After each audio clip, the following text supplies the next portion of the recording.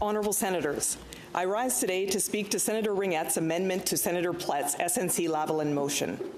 This amendment is a blatant partisan move by Senator Ringette, an attempt to drive a spike into any Senate investigation into Liberal corruption. Time and again, throughout the SNC-Lavalin scandal, the Trudeau government has moved to shut down opposition and stonewall Canadians' desire for answers on this matter. They shut down the House of Commons Justice Committee investigation of allegations of political interference with the former Attorney General after hearing from only 4 of 11 potential witnesses. Then, the Trudeau government wouldn't even let the House of Commons Ethics Committee study get off the ground. The Prime Minister silenced Jody Wilson-Raybould from telling her entire story by refusing to waive the entirety of solicitor-client privilege. He then turned around and threatened a lawsuit against the Conservative leader of the official opposition, Andrew Scheer, in a feeble attempt to force his silence as well. It hasn't worked. Senator Ringette's amendment is a further extension of the long arm of the Prime Minister's office in the Senate. Senator Harder continues to tout the Trudeau government's arm's-length, independent, nonpartisan Senate, and yet here we see the crassest, most cynical demonstration of partisanship going. How can Senator Harder explain the fact that we saw him pass what appeared to be the Senate amendment page to Senator Ringette last week, right here in the front row of the Senate? The long arm of the Trudeau government reached over, one bench over to be precise, to hand an independent senator an amendment intended to gut the Conservative motion calling for an investigation into this whole sordid, corrupt Liberal affair. When amendments are prepared in advance, the sponsoring senator's name is often typed into the first line of the page. In this case, Senator Ringette's name was handwritten into the blank line at the top of the page. Did she draw the short straw in the ISG for which Senator would get to carry water for the Liberal government on SNC-Lavalin that day? Or was Senator Ringette just the perfect independent Senate candidate for the job? After all, she served as a Liberal... A point of order, Sénatrice Motion.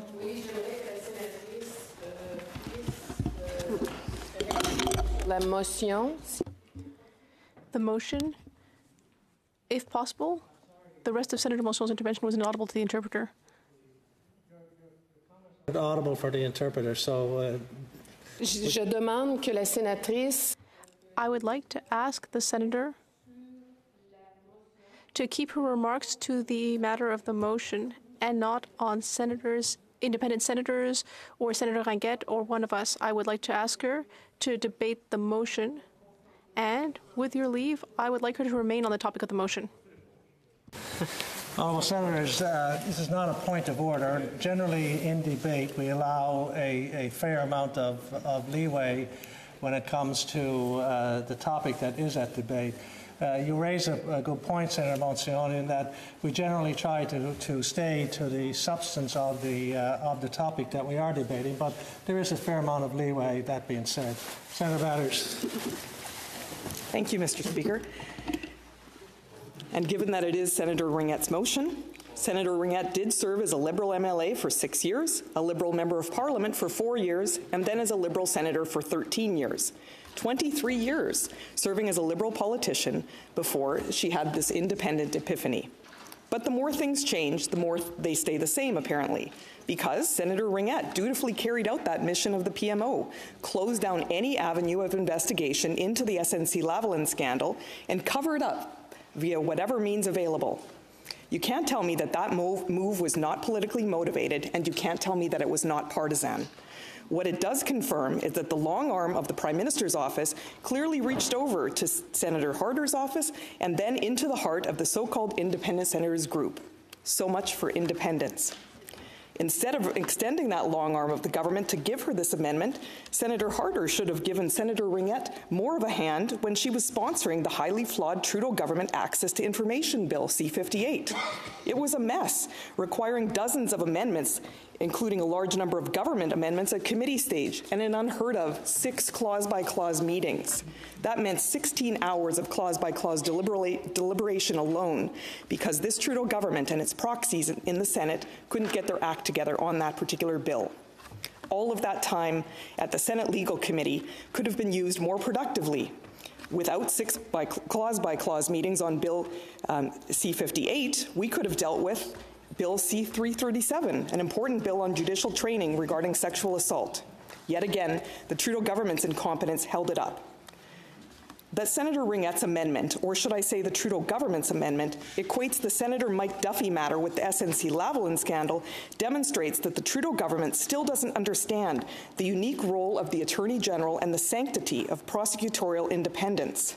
I suppose we shouldn't be surprised that Prime Minister Trudeau can't seem to wrap his head around the true meaning of independence. He has repeatedly demonstrated in this chamber that he doesn't understand the concept. It is curious that Senator Ringuette would raise the Senator Duffy matter, which was dealt with long ago. Senator Duffy has been back in this chamber for 3 years. And if this amendment is meant to impugn Conservative senators, may I remind Senator Ringuette that Senator Duffy sits as a member of the ISG caucus, not ours.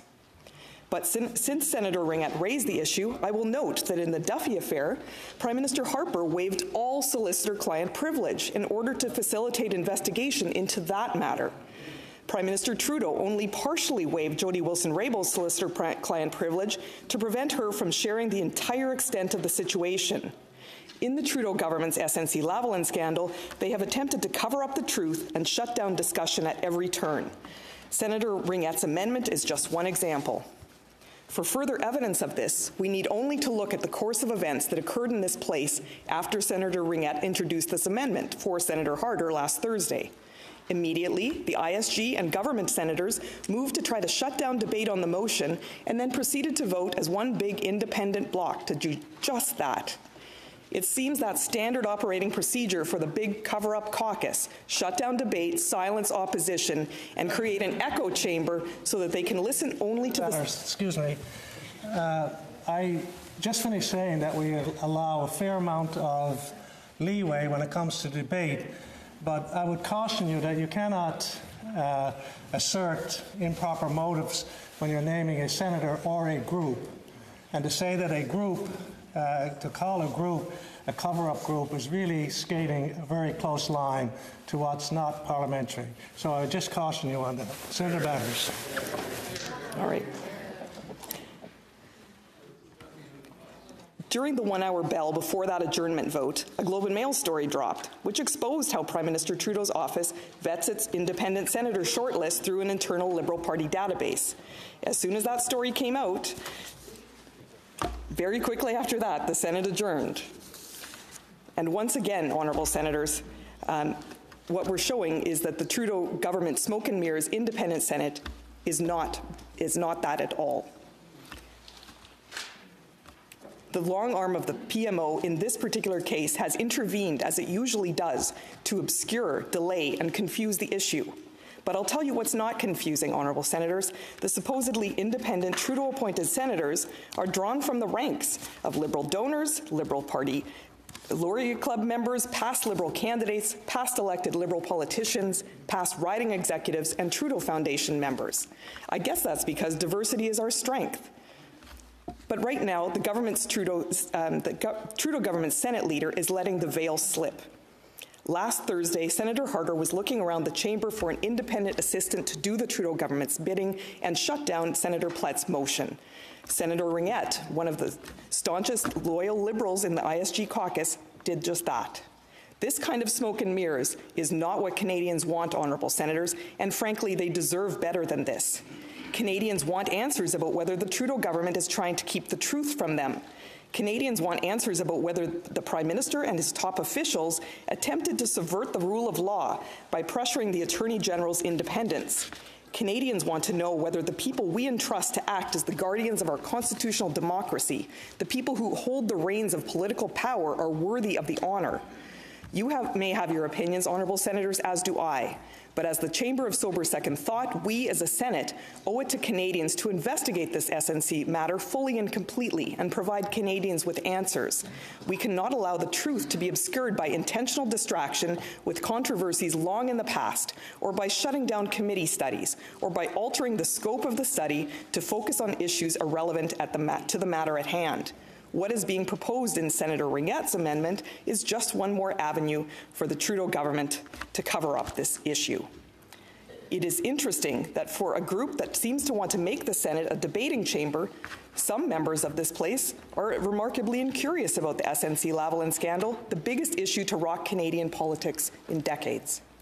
When I return home to Saskatchewan, Canadians in my hometown of Regina approach me demanding answers about the Trudeau government's investigation into SNC-Lavalin. I know Canadians in other regions share those concerns. How is it then that Justin Trudeau's appointed senators are oblivious to it? Aren't they talking to Canadians in their regions? Canadians want answers. They want to consider the evidence for themselves. We have a chance to give them that opportunity. That's why I ask you to join me in voting against this amendment and in favor of Senator Plett's motion to send this matter to Senate Legal Committee for further investigation. Canadians deserve better. Thank you. Senator Mercer, question? Take a question. Senator Batters, you continue to go on with this whole myth that the Conservative Party has perpetrated on Canadians, and the media have bought into it, is that it's unusual for the Prime Minister's office to go to the party's financial database to see if people have given money to the party.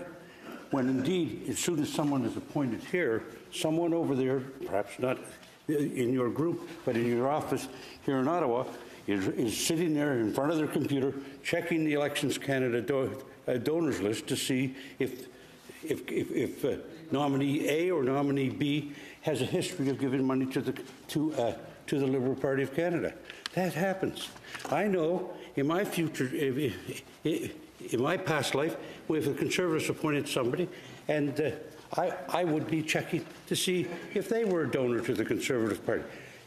And quite frankly, the Prime Minister's office, thank God they did this right. They checked to see if people have given money to the Liberal Party, because they need to know. When I was appointed to this place, I know that the Conservative caucus picked one of their number and gave him instructions, go see if Senator Mercer truly qualifies to be a member of this chamber because of my employment in Ottawa and my residency in Nova Scotia.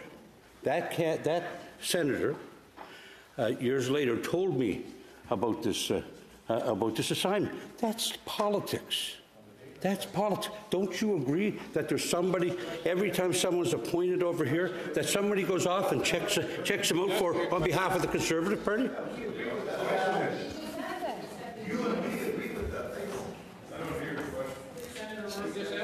Senator Mercer, as you would be keenly aware, given your substantial political history in the Liberal Party of Canada, the difference between what's happening now and what happened under partisan governments that appointed people who were actually accountable to a prime minister and partisan in that case is that was as to be expected. Liberals appointing Liberals, Conservatives appointing Conservatives, and others, because others were appointed by those particular governments as well. The difference is, when you're checking Elections Canada databases, as I've said in some of my questions recently, what you're having is a situation where that's what's publicly available information, which should be checked. But here we have a situation where we have a Liberal Prime Minister who's supposed to be appointing independent, non-partisan, as they continue to tell us, senators. Yet all of a sudden we need to check the Liberal Party database to find out whether they have lawn signs, party memberships, donations less than $200, and identified support. All of those things are not publicly available information, but it of course is normal and as you would expect, that you would find out what is actually publicly available so that you can answer questions later. But the Liberal Party database goes much further than that, and for this government who said that they want to be appointing independent, nonpartisan senators, yet they're still checking it against a Liberal Party database, that's where the distinction comes in. Senator Dean, then Senator Wells. Do you want to ask a question, Senator Wells? Speaker. Okay, Senator Dean, did you want to enter debate? Yes, thank you. Okay, Senator Wells. Senator Dean. Thank you. Thanks, Mr. Speaker. I rise to contribute to what I think is an important discussion. Senator Ringuette's proposed amendment, first of all, is responsive to my concerns about Senator Plett's motion and, in particular, its narrow focus. Senator Ringuette's proposal to broaden an inquiry to explore the relationship between all three branches of government is important, and I think it fits well with the non-partisan rubric of the original motion. It would allow us to examine the relationship between the executive and judicial branches of government on the one hand, and the relationship between the executive and legislative branches on the other, two very interesting case studies. Second, we know that the issues related to SNC Lavalin are under review still by the Ethics Commissioner for the House of Commons, and if it's anything like as exhaustive as the Ontario Ethics Commission's review of the Doug Ford hiring issue, we can expect to see the current review to be exhaustive. It's important that we wait for that review to conclude before doing anything further, regardless of the scope of the proposals in front of us. Third, for the time being, we know all that we need to know about the facts associated with this issue.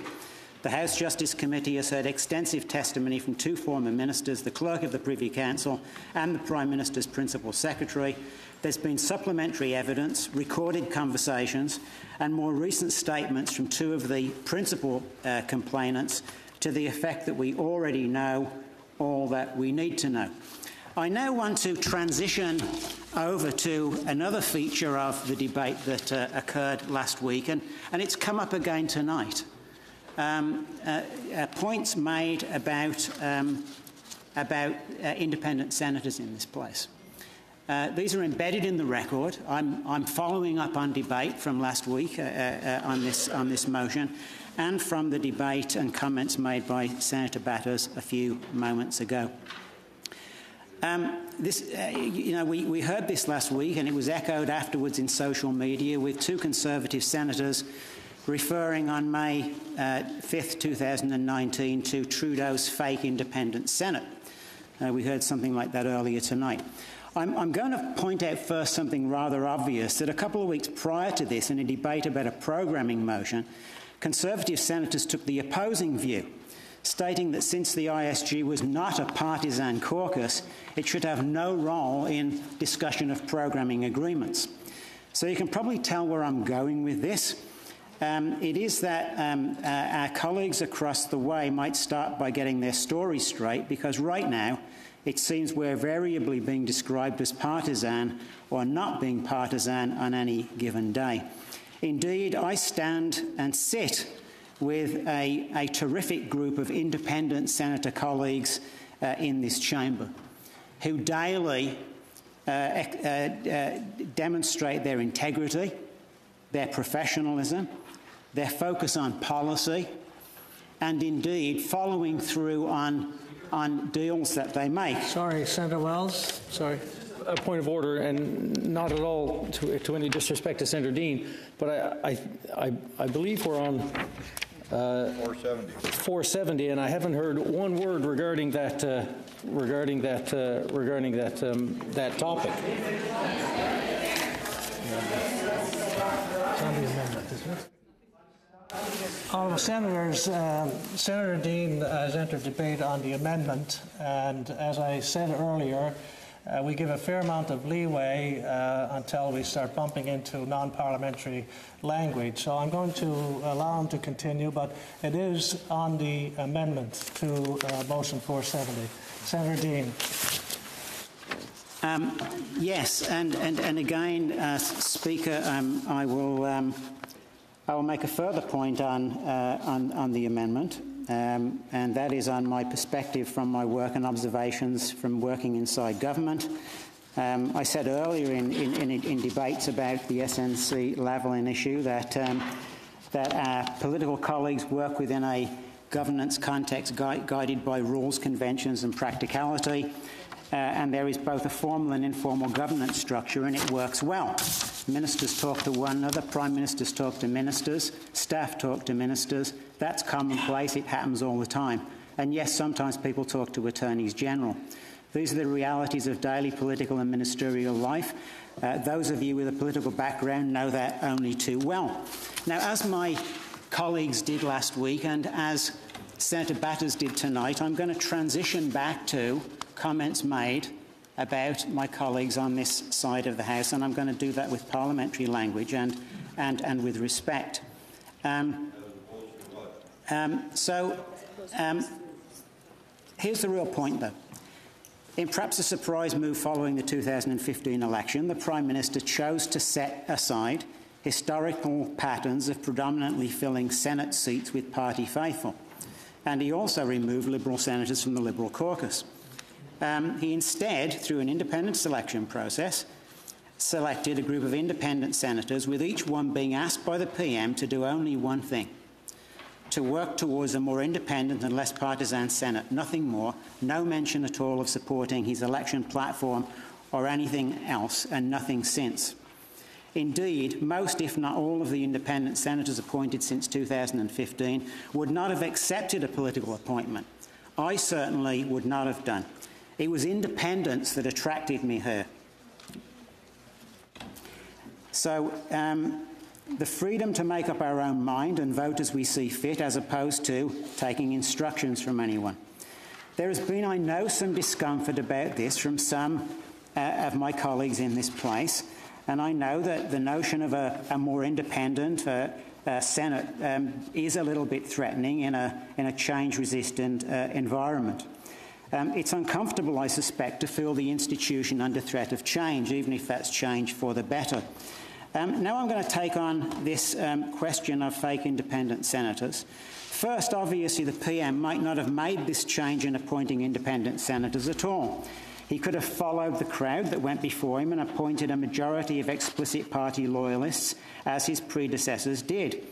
He certainly would have had a happier and larger and more powerful Liberal caucus in the Senate. And I dare say this might have sat well with those in the balance of the Senate.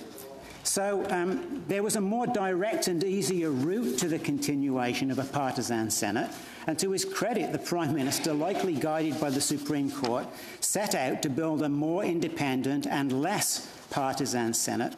And I emphasise less because no one is talking about a non-partisan Senate.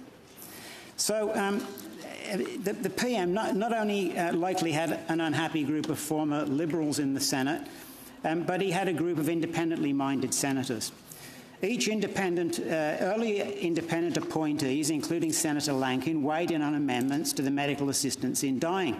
Senator Pratt led the charge against the inclusion of the Federal Infrastructure Bank in a budget bill and brought everybody else along with him. Probably not the sort of partisan gesture I'm hearing about earlier. Senator Pratt, a Liberal in sheep's clothing? I think not. Senator Pate has consistently defended the rights of Indigenous and other persons incarcerated in prisons, and especially solitary confinement. How's that working for the PM? Her work on mandatory minimum sentences, her work on segregation is groundbreaking, is admirable, and is entirely independent. Senator Omadvar, a champion of immigration and refugees, has taken on the government on a number of bills, including some parts of C-45, which would see non-permanent residents treated inequitably in the justice system. And I'm not seeing our colleague, Senator Black from Alberta here, so I'm not going to commend his work on C-69 in his absence. This is only a partial series of examples of a more policy-focused, less partisan, and more independent Senate at work. But look around beyond this group to the broader group of ISG senators in this place and ask yourselves how many of us would have been on the traditional Liberal faithful list, and how many of us would have agreed to leave our jobs behind as senior leaders in a number of sectors if it was for the purpose of taking orders from the Prime Minister's office. Very few, probably none. Now you know all of this. You know all of this, and indeed you continue to make the case that is otherwise. And I know there would be more comfort with the old duopoly, with senators from the Liberal world and the Conservative world sharing power, but that's not what we have right now. Now let's go back to the substance of Senator Ringuette's motion, and I thank you for your indulgence. Okay, terrific. I think I can manage that. And yeah, well, maybe I will ask for more time. I had talked about the fact that politicians, ministers, prime ministers chat with one another from time to time, and indeed they talk to their attorneys general. You know this. Everybody in this place who's been in government and worked in public policy knows this. There's a clear exception to the practice of this, of course. where it involves the Attorney General, who's the Chief Law Officer of the Crown. This doesn't mean that Justice Ministers or Attorney Generals are immunised from advice, lobbying or an expression of preferences. Let's be realistic about that. However, an AG, unlike other ministers, has the ability, independence and responsibility to determine their own course, having regard to the law and public interest, and this appears to have happened in this case, and it happened in another case that was in the news last night. The one thing that's strikingly clear is that there's been no variance in the well-known position taken by the Federal Prosecution Service. To this point in time, SNC-Lavalin's request for a deferred prosecution arrangement has been denied. So I'm simply going to observe that the governance process that we have in place in our political process to protect the integrity of the rule of law and our justice system has worked as intended. Is this process sometimes messy? Yes, it is. Are these sort of discussions between PMs and ministers tough? You bet they are. You've been involved in some of them. Some of you have been on the receiving end of them. Can they be embarrassing? Yes. Are they newsworthy? Absolutely. Are they scandalous? Questionably. Are they political fodder? Absolutely, without a doubt. Honourable Senators, all of this messiness applies equally to the governance challenges faced by the former PM, as was described by Senator Ringuette. In that particular case, dealing with tense relations between the executive and legislative branches of government, and crucially in that case, going to the heart of the Senate's independence. For all of these reasons, I support Senator Ringuette's amendment. Thank you. Questions? Senator Patterson, you have 2 minutes. Would the honourable senator take a question? Yes, I'd be pleased to. I was quite surprised, Senator, when you said that, when you predicted that the review of the ethics officer would be exhaustive. Section 43 of the Act that establishes the ethics officer says that he or she should provide confidential advice with respect to the application of this Act to individual public office holders. Would you agree that the Act and the Conflict of Interest Code for MPs is really a very narrow mandate that would not, in fact, allow for the exhaustive review that you have described as now taking place? Senator Dean. Thanks for the question. It's very pertinent, and I appreciate that it was asked. It gives me the opportunity to talk a little bit more about a recent experience in Ontario where there was an ethics review. The mandate of the Ethics Commissioner in that case was no broader than the one that you outline. But in that case, the Ethics Commissioner received substantial evidence from a large number of parties, and indeed, in a public report, chose to talk very broadly and widely about those submissions and to canvass all of the issues that were in play in the public and political sphere. It read like a novel. I couldn't put it down. Indeed, its conclusion was framed in the formally narrow context of the mandate of the Ethics Commissioner, but that is not a requirement. And in a case of this sort, given its magnitude, given its public profile, given what seems to be an appetite on the part of some for even more information when others say that there is no more information, I'm optimistic about these things, and I'm optimistic about our public officials. So I don't worry too much about the range, the breadth and the depth of mandates. It's what people do with those things that is important. And so I'm neither pessimistic or cynical about parliamentary officers and the work that they do. I think that we put our trust in them, and we should expect the best of them. And I, like you, expect the best of this review. Senator Wells. German speaks. Question? Well, Senator Dean's time has expired. Senator, are you asking for more time to answer another question, Senator Dean? Are there other questions? Senator Dick wished to ask a question. Yes. Is leave granted, honourable senators? Thank you. Senator Dean, when you were speaking about the independent senators, you said that Trudeau's predecessors appointed party loyalists, I believe. And I just wanted to say I think that's a bit of a overgeneralization, and what evidence do you have that that is true? And I would like to say that I know, for instance, with former Prime Minister Paul Martin, that definitely was not the case. In my situation, he actually gave me a choice. He said, you can be a Liberal or you can be an independent. And I checked with the clerk. And the clerk said, you can be anything you want. So what did I do? I chose the NDP, not realizing they don't believe in the Senate.